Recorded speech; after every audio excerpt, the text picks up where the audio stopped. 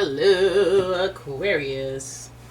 It's umomgtarot, and this is your someone's secretly stalking you tarot card reading.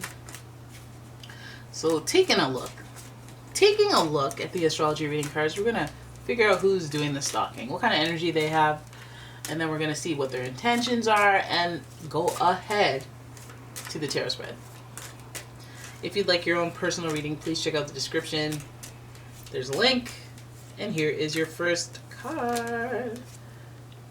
Hey Aquarius, Virgos on the brand. You got Virgo energy. This person that secretly wishes you knew what we're about to talk about is Virgo energy. And the energy around you is dutiful, hesitant, and humble, with a discriminating, diligent, and painstaking air. Nice. Then we have Sagittarius energy, and the energy imbues power, superior confidence, and enthusiasm, with faith, good fortune, and authority. And finally, we've got Taurus energy, and the energy around you shows the abundance of nature. It is rich, earthy, and productive. Yeah, relaxed and slow. All right. You got the fun guys. Well, not really. Not really. Actually, no, not at all. The only fun one is the Sagittarius. Virgos are fun too, and so are Tauruses, but they're not. That's not their rep. They get really serious, those earth signs. With Virgo and Sagittarius, you have mutable energy. So somebody who's like a chameleon, they adapt to situations easily. Virgos, they like to criticize. They like to be perfectionists, which is fine. Some of you take it personally. If you're a water sign, you'll take it personally. But since you're an air sign, you'll be like, thank you for the intel. And that's great. Then we have this Taurus energy that's a little stubborn. So I'm wondering about this person that is fixing to hear you get the truth, but not really disperse it themselves. This person's very, I guess they follow a certain creed. These earth signs, they're very by the book. And so if it's not their place, they're not going to say anything. If it doesn't make sense to tell you, practically, logically, they will not let you know. And that's what they wish you knew, but it's not going to be me who tells you. And Sagittarius energy is also very easygoing and sometimes very passive. So they might know something and be like, I didn't think it was a big deal. And that might make you like, excuse me? But to be honest, Aquariuses aren't really here for the drama either. So let's have a look at their intention behind this. Like, they secretly wish you knew, but it's like, why can't you tell me? What's your intention here? What's your deal? And their deal is being the angel of strength. So it's almost like having an angel on your shoulder. But this also is reminiscent of Leo energy, just doing things in your best interests, being aligned and attacking people if they have to in order for you to not know. The ultimate intention being emotional intelligence. I'm not trying to hurt your feelings. I'm not trying to see someone cry tonight. I'm not trying to see you get it all up in a thing when we don't even know the full story until the end of next April. There's a practicality and a censoring information until it is complete. Because there's a journey in the angel of strength. There's endurance in the angel of strength. So that speaks to a time span. It's so cute how it's very Leo-like, and it's number 50, and number 50 it breaks down to 5 in numerology, and that's Leo's number on the zodiac wheel is 5. So that's cute that they did that. And now that I've shuffled away at the Golden Universal Tarot, let's pull your... We have some jumpers. The Queen of Wands. Queen of Wands, I see right there, right in front of Strength. I see the same energy. I see similar energy right there. There's a little cat, and then there's another little cat. And I like that. Then we have the Six of Swords. You are not lost on me. And then we have the Fool, followed by the King of Cups. And finally, is that the Ace of Swords, a reluctance to change one's perspective. Okay.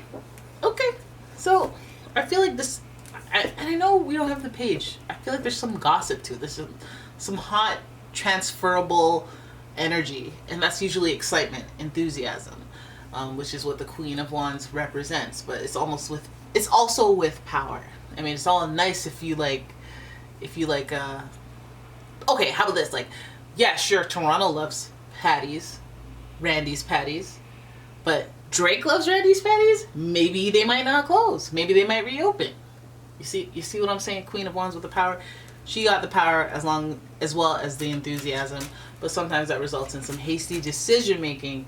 Now I think of this person, this archetype is coming off as this person. It could be a mother, a mentor, a nurturing authority figure that is actionable. They'll take actions. They won't just say things, they will do things.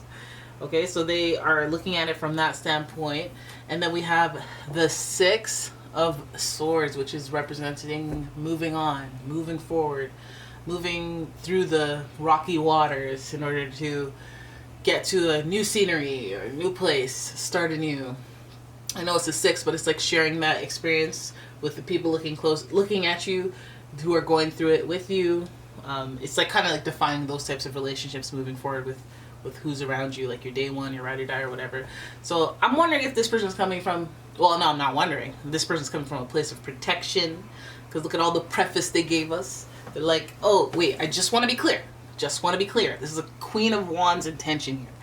I am protective. I will do what it takes to help us move forward, to help you move forward. But, however, I got them swords for anyone who's trying to intervene, and you might not like that. So I won't really tell you about the people that I have to ward off in order for you to move on. I just want you to feel free. See the Fool for details. Because the Fool means I want to take a leap of faith, and I think some of you might even be trying that, and there might be just naysayers around you that this person is trying to ward off. Now, I can't imagine why they would secretly want you to know that you have people that may not help you move forward, or want to help you move forward, or support you moving forward. This Fool card is also associated with Uranus. It's giving Uranus, Aquarius, it's a surprise. Maybe you guys are going through some some changes that would be surprising to certain people, certain communities, certain people in your life, family, friends, certain groups of friends.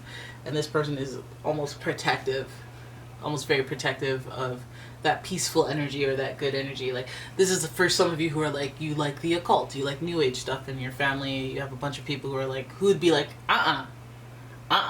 we are no, you know? And so you may have somebody who is the gateway that's just kind of filtering the energy and being like, well, they don't mean any harm. Like, there's nothing to be afraid of. There's nothing to, well, just accept them for that person. Don't focus on that. You know, like the angel in your corner, kind of like the angel of strength. I feel like that this is what this person does. Very, very cool person, I would say, to have in your repertoire of, or your library of people in your life, in your community, which also is really important when it comes to this Aquarius Uranus energy. This is 11th house energy. It's people talking, people saying things as you try to move on, try to move forward. And so it's just like shutting down little bits of bad energy, bad juju around you, and allowing you to be free in your mind and free with your inhibitions to take like risks and not worry about what other people are saying. So this Fool here is an appreciative Fool. And notice that the Queen has a cat and the Fool has a dog. There's a lot of animal play in here. So you'll notice that this person that we're talking about might have a little pet that they wrangle in. A little line up in here. Like, what's going on here? Man's best friend. There's pets in the mix. So then we move to the King of Cups, and no doubt we know that this person is exhibiting emotional intelligence. I think that this person has some sort of ability, and that, you know, it's funny, lots of emotional intelligence in this reading. The King of Cups has the authority, and he has the balance to not, like if he were to be like, oh, my son came in, him and his girlfriend are fighting, he's not just going to automatically take the son's side. Of course, he's going to lean that way, but he's going to try to figure out something that makes both parties happy, because he doesn't lose sight of the end result. I want people to be happy, because if she's happy, or if he's happy, then he'll be happy too, and so forth. They get it. They have that Sagittarius depth. Yeah, it feels like this person is just looking out for you. They are just looking out for you as you move forward into the next chapter of your life. As you take a risk, they may come from a place of support that is both seen and not seen. Hopefully, that's their contribution, because where are the coins at? I don't see very many coins.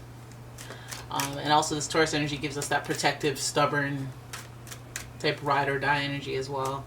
We have the Ace of Swords. This person may not even been about it before, but they have changed their perspective, and it's like changed, not only changed my perspective, and now I'm a defender, and so some of you guys, I guess you have a good person up in here in your corner.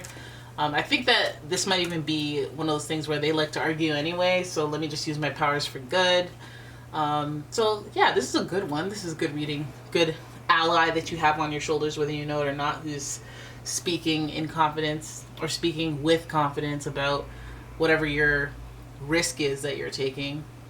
Some of you guys are misunderstood, and that's quite Aquarius-like.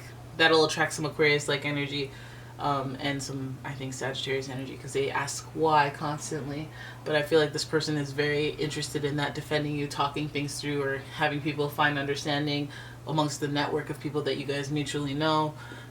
See, this person, again, might not know them personally, or might not know them well, but they maybe even just defend something that, an issue that is close to you, and you're like grateful. And I guess the tip off is that they may have not felt that way before, providing life examples and trying to appeal to people on a like cognitive level with their mastery of being able to communicate with their spiritual and emotional self.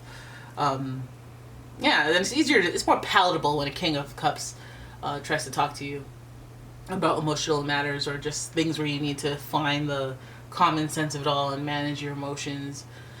So whatever it is that you guys are doing where it's a risk and people may have a thing or two to say about it, this person is trying to, I mean, they also seem like the person that you go to for advice, right? So the King of Cups archetype, person who has the wisdom to help you through these types of situations, but knowing when you need to be free and take a risk, a leap of faith, is something that feels understood with this type of person. And defending it, or not even defending it, not even fighting back, but like providing some clarity for people that just don't quite understand your moves is something that is beneficial to everyone involved. So yeah, shifting perspectives and thought. You got a supporter on your hands here. All right, so there it is. That is your reading. I hope you guys enjoyed it. If you did, please give the video a thumbs up and subscribe to the channel. Leave a comment, share the video, and if you'd like your own personal reading, check out the description for a link to my website, as well as a link to my Etsy shop. Check that out too. And yeah, I will see you guys in the next one. Ciao.